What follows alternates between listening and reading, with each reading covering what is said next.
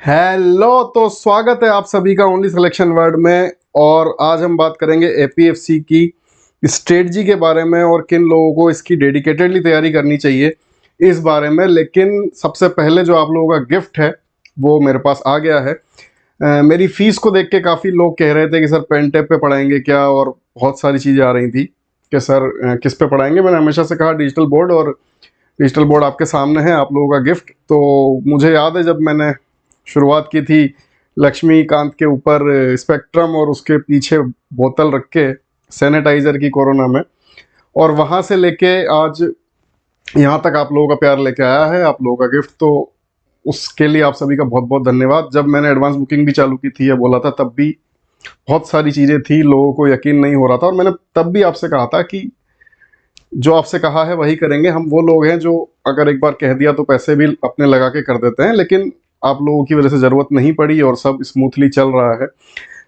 मैं नहीं बदला, मैं तब भी वैसा ही था, मैं आज भी वैसा ही हूँ, मैं आज भी आगे भी वैसा ही रहूँगा। बस यही आप लोगों से उम्मीद है कि आपको पूरी मेहनत से तैयारी करनी है। ठीक है, क्लासेस जो हैं वो कल सुबह 8 बजे से स्टार्ट हो जाएंगी ऐप पे, और हम लेबर लॉ और मैथ से स्टार्ट कर रहे हैं। फैक्ट्री एक्ट ऑलरेडी ऐप पे डाउनलोडेड है, मतलब ऐप पे उसकी पीडीएफ डली हुई है। जो डिजिटल बोर्ड की पीडीएफ रहेगी वो अलग रहेगी, जिससे आप प्रिंट निकालेंगे वो स्टूडेंट कॉपी अलग रहेगी, और वो मैंने आप लोगों को पढ़ने के लिए दी है सिर्फ। ठीक है, तो उस पीडीएफ को देख के डरना नहीं है, कल हम सीखेंगे उसको कैसे पढ़ना है। और चलिए अब एपीएफसी की हम बात करते हैं। तो एपीएफसी के बारे में जैसे सभी लोग जानते हैं, इसी तरह की सेम वीडियो मैंने ईओ के लिए बनाई थी। तब काफ़ी कमेंट्स आए थे कि सर इसको एपीएफसी के लिए भी आप बनाइए, कि किसके ये बहुत ज़्यादा पास है, किसको बहुत ज़्यादा डेडिकेटेडली तैयारी करनी चाहिए।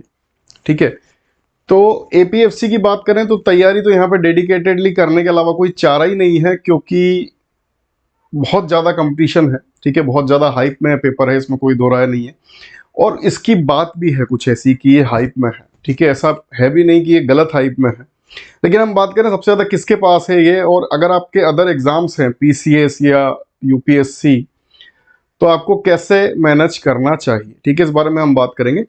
इस बारे में हम बात कर रहे हैं। पहले एक लास्ट इन्फॉर्मेशन की, जो डिस्काउंटेड प्राइस थी उसका लास्ट डे है आज, क्योंकि जो मैंने आपसे पहले कहा था कि वो ट्रस्ट बेसिस है।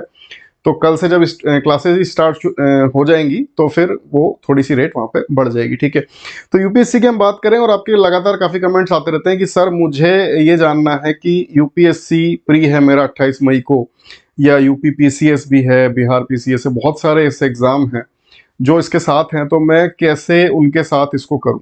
ठीक है, तो देखिए सबसे पहली बात, ये सबसे ज़्यादा पास किसके है, जो ऑलरेडी सिविल सर्विसेज की तैयारी में है, जो ऑलरेडी किसी स्टेट सिविल सर्विसेज की तैयारी में है।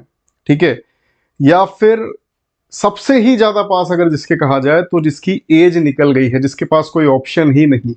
ठीक है, तो एक बात ध्यान रखिए, जब कोई ऑप्शन नहीं होता है तो बेस्ट ऑप्शन होता है। जब कोई ऑप्शन है ही नहीं, इसका मतलब वही आपके पास ऑप्शन है, वही आपका बेस्ट ऑप्शन है, और वही आपको सारी जान लगानी है। ठीक है, काफ़ी सारे ऐसे कमेंट्स आते हैं कि सर लास्ट ऑप्शन है मेरा, लास्ट बार में दे सकता हूँ। काफ़ी लोग ऐसे हैं जो 33 34 की राह पे खड़े हैं और लास्ट बार इसको दे सकते हैं।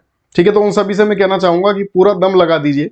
ठीक है, और बिल्कुल आपका निकलेगा, पूरा सपोर्ट आपका रहेगा जिस भी मोड़ पे आप जैसा भी चाहेंगे। ठीक है, लेकिन मेहनत आपको करनी पड़ेगी। जो सिविल सर्विसेज की ऑलरेडी तैयारी में है, जिन्हें काफ़ी कुछ पता है, उन लोगों के पास में हो सकता है। ठीक है, और जिनकी एज निकल गई, उनके पास कोई ऑप्शन नहीं है, उनको तो करनी ही पड़ेगी।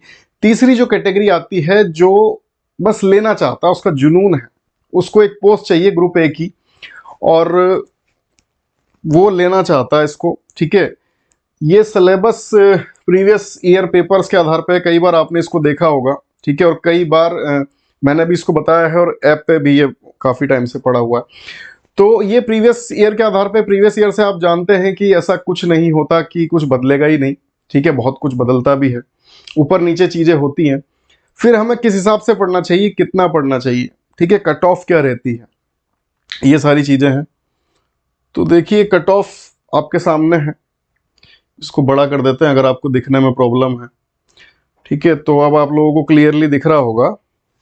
आप और इस बारे में बात करेंगे थोड़ी कट ऑफ होती क्या है, कट ऑफ को लेके भी बहुत सारे कंफ्यूजन है कि कट ऑफ आखिर क्या होती है। तो देखिए, जनरल की अगर बात करें तो ये 71 कैंडिडेट थे, रिक्रूटमेंट टेस्ट में 66.5 ये आउट ऑफ 100 है।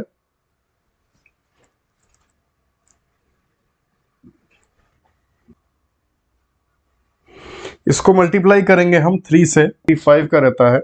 ये 75-25 के रेशो का मतलब क्या होता है, 3 टाइम्स आपके मार्क्स किए जाएंगे आरटी के और 1 टाइम्स आपके इंटरव्यू के, और फिर इनको जोड़ा जाएगा। इसका मतलब क्या है कि आपने जो कट ऑफ क्लियर की है आरटी में, वहां से आपके मार्क्स अगर कट ऑफ से ऊपर हैं तो क्या आपका सिलेक्शन हो जाएगा? नहीं।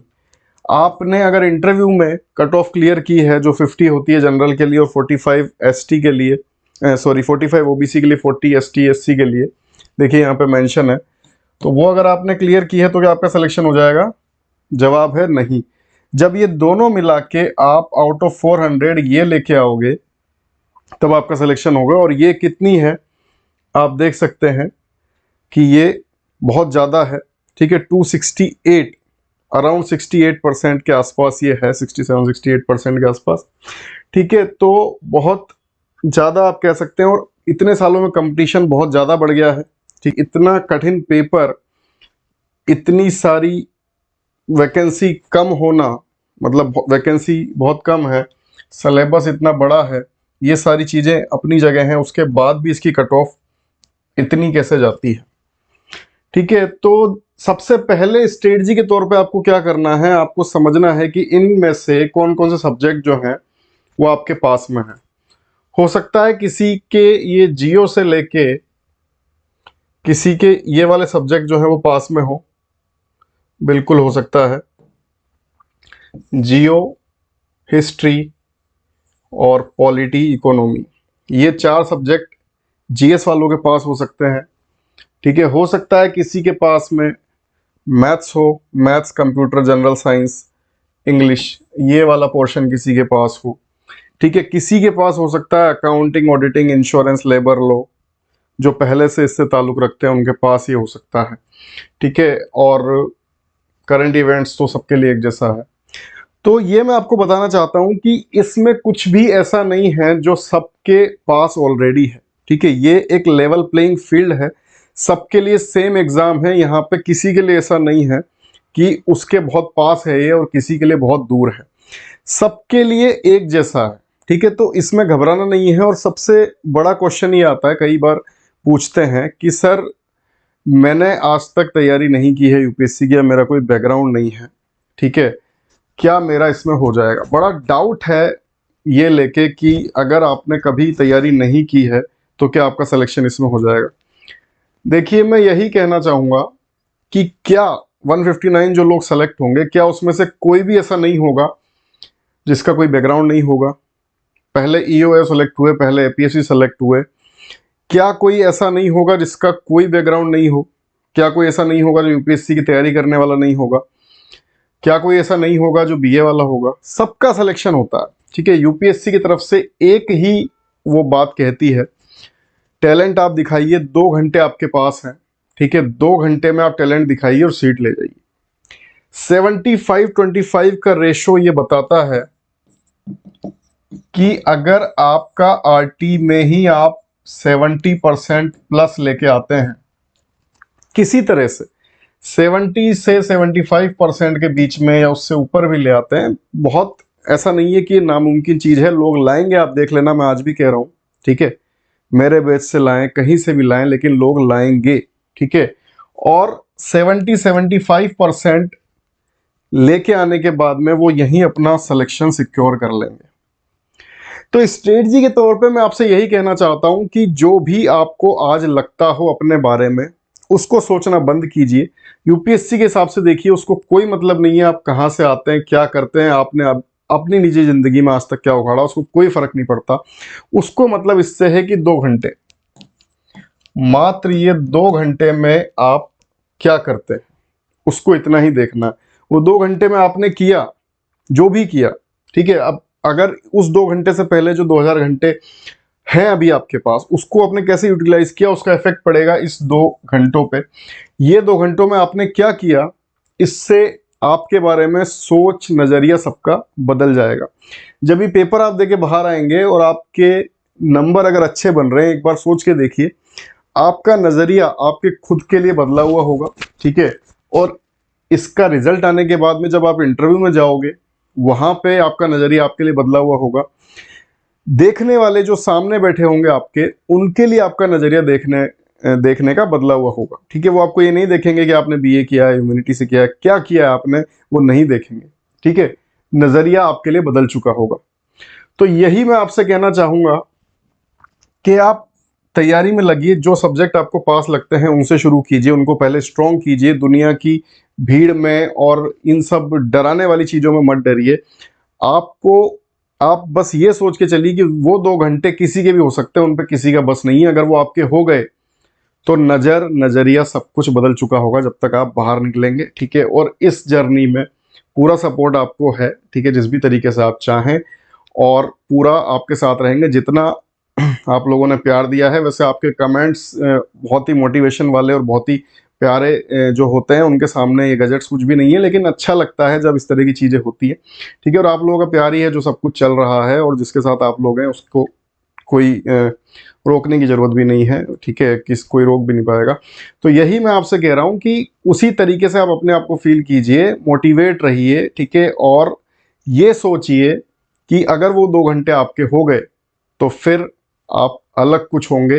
वो 2 घंटे आपकी जिंदगी रियली बदल सकते हैं। इसीलिए मैं कहता हूं कि ये क्वालिफायर नहीं है, ये प्रीलिम्स नहीं है, ये डिसाइडर है, ये भाग्य विधाता पेपर है आपका। अगर आप किसी तरह से ले गए इसको अपनी साइड, वो 2 घंटे, और आपने कर दिखाया, तो उसके बाद का समय आपका है। और मैं आपसे आज ही कह रहा हूं गारंटी से, 159 में से जरूर ऐसे लोग होंगे जिनका कोई बैकग्राउंड नहीं होगा, जो कहीं से नहीं आते होंगे, लेकिन सेलेक्ट होंगे, ठीक है।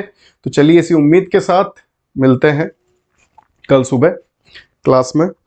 गुड नाइट, जय हिंद।